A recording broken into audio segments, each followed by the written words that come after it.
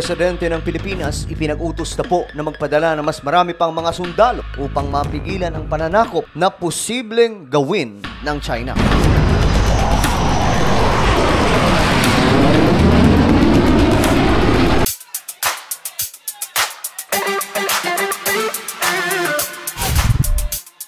Hello, what's up mga sangkay? This is me, Sangkay Janjan. I'm back for another vlog today. Huwag niyo pong kalilimutan, syempre, na isubscribe ang ating YouTube channel, i-click ang bell, at i-click niyo po yung all. At sa mga nanonood po sa Facebook, i-follow niyo po yung ating Facebook page. At eto mga sangkay, pag-uusapan po natin ngayon itong tumitinding sigalot ng Pilipinas at China. Si PBBM po ay nag-utos na sa mga kasundaluhan natin na magdagdag pa po ng mas maraming sundalo.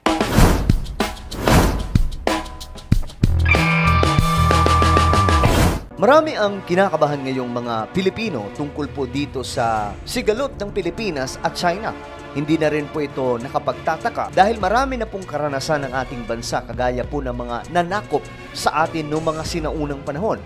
Ang pananakop po ng Espanya, Amerika at Japan, mga sangkay, ay bahagi na po ng kasaysayan ng Pilipinas at ayaw na rin pong maulit ng ating bansa ang mga ganong klaseng pangyayari. Kaya naman marami sa mga kababayan natin medyo kinakabahan dahil po sa patuloy na ginagawa ng China dyan sa West Philippine Sea at malaki na rin po ang nagiging involvement nitong mga Chinese dito sa ating bansa. Kung papansinin po natin, dumarami po ang bilang ng mga legal at illegal na nagpupunta ng mga Chinese dito sa Pilipinas. Ang banggaan ng Pilipinas dyan sa West Philippine Sea laban po sa China ay lalo pong umiinit, mga sangkay. Kaya nga ito po ang ginagamit ng mga anti-government na pambato sa ating pamahalaan. Tinatakot po ang maraming tao na baka daw humantong ang Pilipinas sa ikatlong digmaang pandaigdigan. Nahaharapin neto ang higanting bansa na mayroon pong isang superpower military. At ang isa sa ikinakatakot ng iilan, mga sangkay, o ng marami, ay ang pagpapaputok ng nuclear weapons nitong China. Subalit mga sangkay, ibang usapin yan.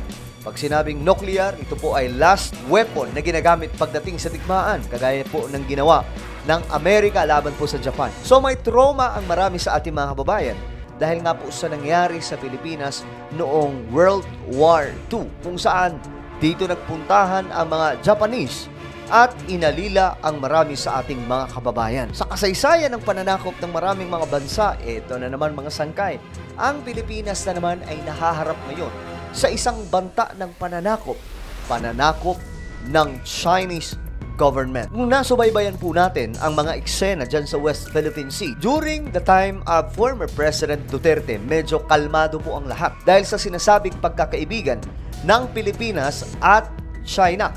Marami pong aktibidad ang mga Pilipino at Chinese dito sa ating bansa, lalong-lalo na po ang gobyerno nila at gobyerno din po natin. Ngunit ang naging kapalit sa pagkakaibigan na ito, mga sangkay, walang kamalay-malay ang Pilipinas o ang gobyerno ni dating Pangulong Duterte na sa mga deal ng friendship ng Pilipinas at China. Walang kamalay-malay, mga sangkay, na tuloy-tuloy pala ang pananakop ng China dyan sa ating teritoryo.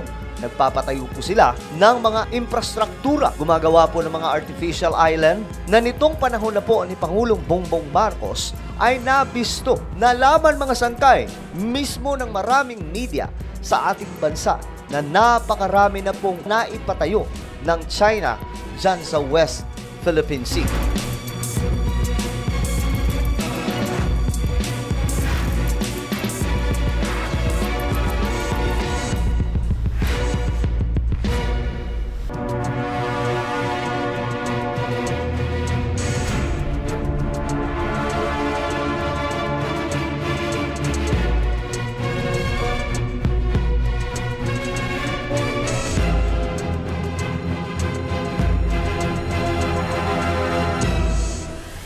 Sa madaling sabi, nabudol tayo ng China na akala po natin, totoong kaibigan, yun pala, ginulangan lamang po tayo noong panahon po ni Tatay Digong. Maraming eksena na po ang naganap sa Pilipinas at China. Talagang gustong makamkam ng China ang buong West Philippine Sea. Ngunit syempre, ngayong bago na po ang namumuno sa Pilipinas, sa pangunguna po ni Pangulong Bongbong Marcos, iba na po ang naging sitwasyon. Dahil hindi na po pumapayag ang presidente natin na basta makuha po nila ito. At maraming beses po mga sangkay sa statement ng Presidente ng Pilipinas, sinasabi po niya talaga na wala siyang ibibigay kahit kaunting isla o teritoryo ng ating bansa sa kahit na sinong mga gustong manakop. Mabigat na salita ito mula sa ating presidente na sinasabihan po na weak leader. Ang tanong nga dito, papaano naging weak leader kung ang higanting bansa na China na mayroon pong mataas na kalibre ng mga military ay sinusuplak at pinapalagan ngayon? Nito lamang mga sangkay ay pinagpahinga muna ng ating pamahalaan ang nagbabantay dyan sa West Philippine Sea. Sa bahagi po ng Escoda Shoal, ang barko or PCG ng ating bansa ay pinaalis muna dahil po sa kakulangan din ng supply sa mga nagbabantay doon. At isa na rin po sa rason ay masama daw po ang panahon. Inakala tuloy ng iba na pinamigay na po ni PBBM ang isang bahagi po ng teritoryo natin sa China. Ngunit mga sangkay, hindi po yun ang totoong istorya.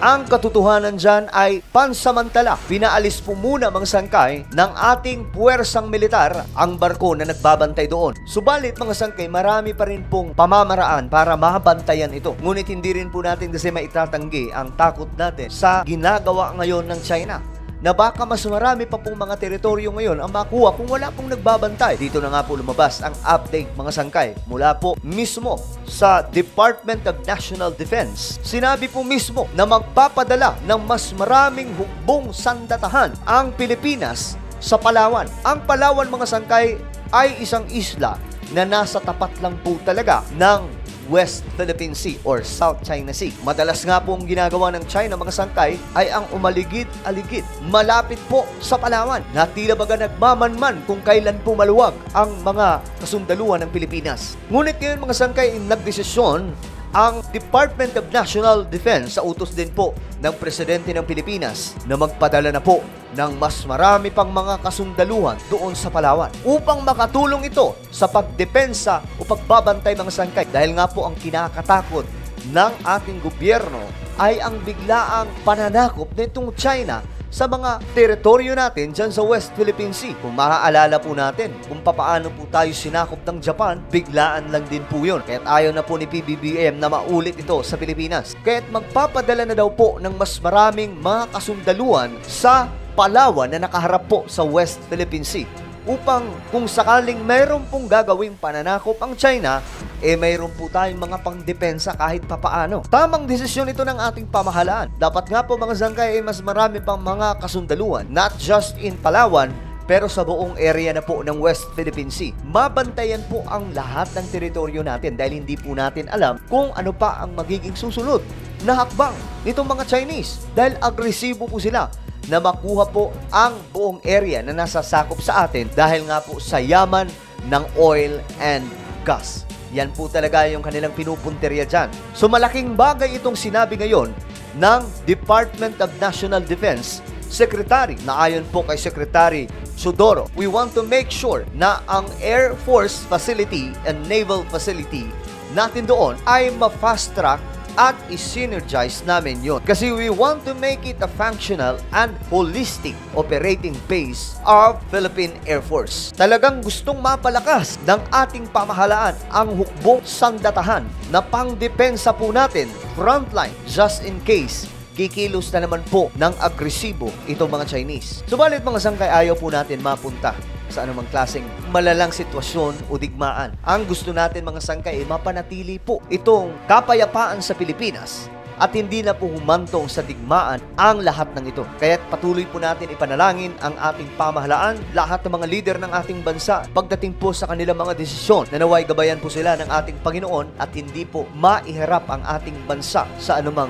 panganib. Manatili lamang din po tayong kalmado. Huwag po tayong magpapadala sa mga fake news na sinasabi nila na mahaharap na po tayo sa isang malaking digmaan. Malabo pa po yan ngayon mangyari. Subalit, kinakailangan po talagang dagdagan ng hukbong sandatahan ng Pilipinas ang puwersa natin na magbabantay dyan sa West Philippine Sea.